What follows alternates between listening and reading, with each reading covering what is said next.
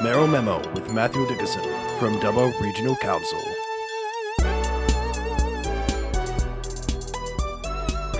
Well, today is sale day in Dubbo, and close to $1 million worth of sales as always, every Monday and Thursday. It's, of course, the biggest industry for Dubbo. We're talking about a multi-million-dollar industry that's been there for a very long time. Dubbo Regional Council is currently sounding out ideas on the future of how the sale yards work, and to explain on why this idea has come about, Mayor Matthew Dickerson joining us online from Korea this morning. Good morning, Mr. Mayor. That's not a line you say very often, is it, Nick? Online from Korea? That's okay. We'll cover off on why you're in Korea in just a moment. But before we get to that, the consideration of, well, our biggest industry in town today, we're going to see a huge yarding we do every week. Why is Dubbo Regional Council looking at the operation of the sale yards?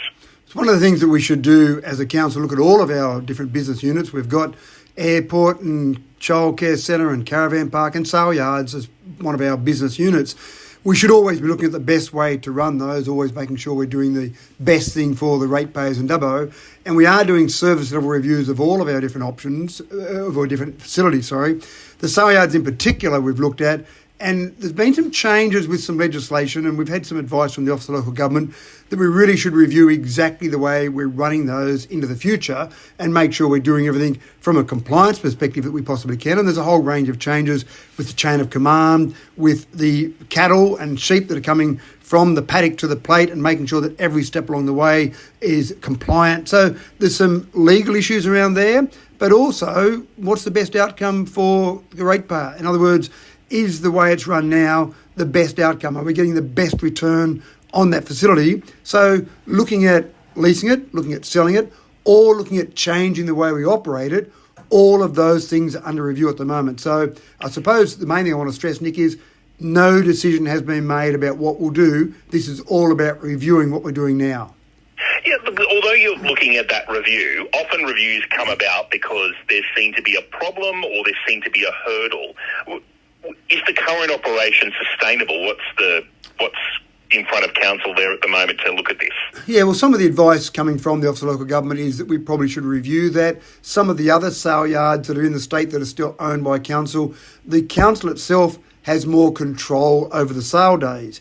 At the moment, with the Dubbo Stock and Station agents, the arrangement is that they're effectively running the sale yards, but they're owned by council. But there's not a formal lease agreement in place that you might expect to see when you've got an external organisation running a sale. So that's one of the things we're looking at is how has that agreement come about?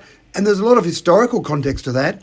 But I think when that agreement was first put in place, there wasn't the same requirements that there are now. So I suppose that's one of the reasons for the review, looking at the way we're operating it. But we're always reviewing what we're doing. We should always be reviewing how we're running every part of council, because it is incumbent upon us as councillors to make sure we are getting the best value for money for our ratepayers, delivering the best for our community. And you can't do that by just saying it's always been done this way. Let's leave it alone and hopefully it'll all be okay in the future. That would be a very poor way, I think, for any business to run and for a council to run.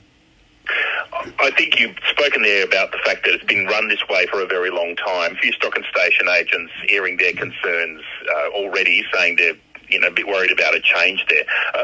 Councillors, I know council staff, are there at the facility every week, but councillors like yourself, are you going to head along to a sale day and just have a chat to a few of those agents?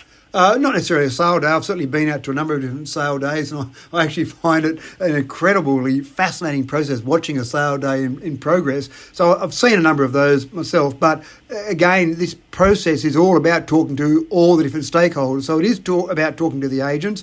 It's about talking to the growers, the people that are producing stock to bring along to the sale yards, even the carriers that we use there. So the whole process is really about talking to all of those different operators, the different stakeholders, but we really need more information to talk to them about. And this whole EOI process, the great thing about an EOI process is that it's non-binding. We're basically going out to any organisations and saying, tell us what you would do, tell us how you would run it, tell us what money you would pay to do it, basically getting that information, but keeping in mind that if we did lease it or we did sell it, we would certainly have specific requirements in place that they would still need to keep running. One of the great things about the sale yards is, as you said correctly at the beginning of the show, they do inject a lot of money into the economy when those sale days are happening. We want to retain that for the community. We don't want someone to buy the sale yards and then shut it all down and turn it into an industrial estate, for example. So there would be requirements that those sort of things need to keep happening, and they would be locked up in the legal agreements that anyone would sign going forward.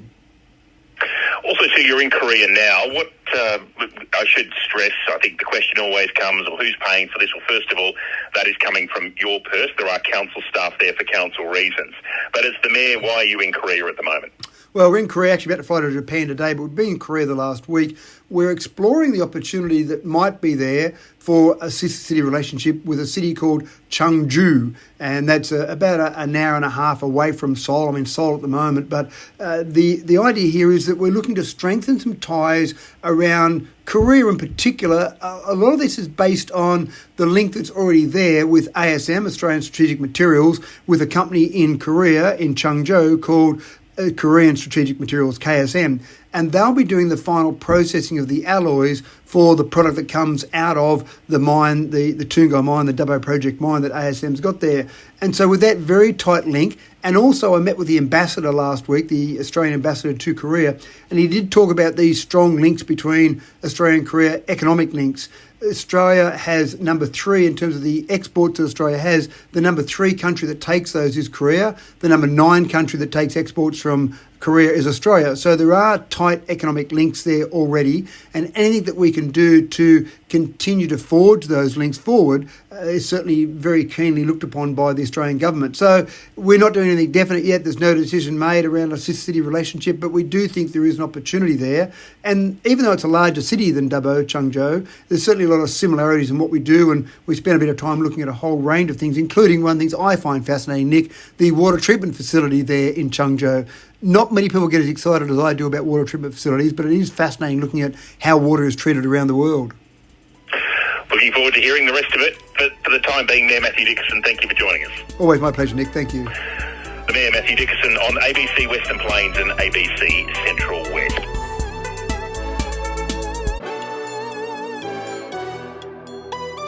Mayoral Memo with Matthew Dickerson from Dubbo Regional Council.